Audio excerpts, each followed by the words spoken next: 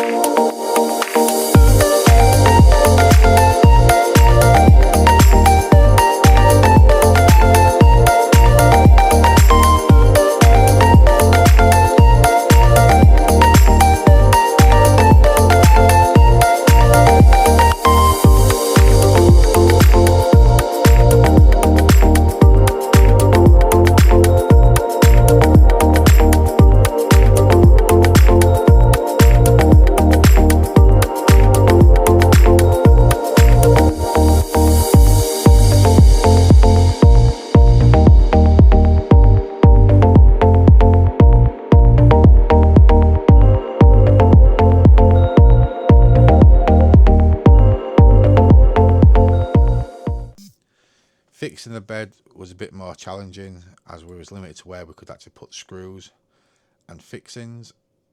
So in the end we decided to fix into the wall where the bathroom was. As we knew that was a fairly decent sized wall. So we just countersink the screws a bit into the timber, they went straight into the wall. And then all we did on there was just screw it into the ply and then screw it into the little wall near the door. It was no bouncing, there was no creaking, it was solid, so I was happy with it. So that was the bottom bunk done. The middle bunk we decided to do the same again, but on the ply line and on the back we decided to use no nails just to give it that bit extra grip.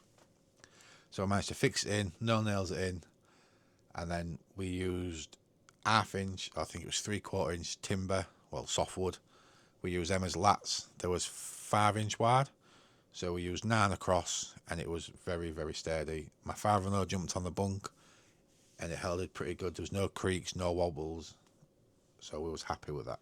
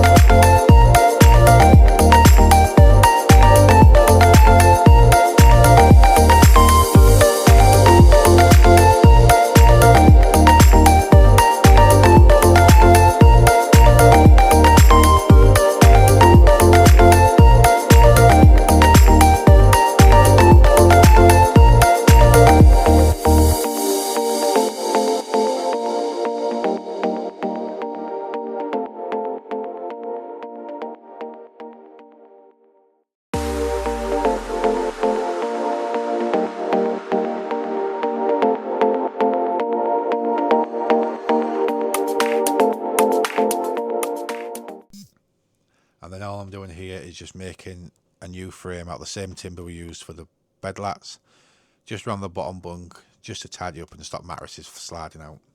All I did was use a trimmer, just rounded off the top edges where the kids get in and out so it's not sharp, and then I just routed a hole in the bottom left corner where the heater boiler was located.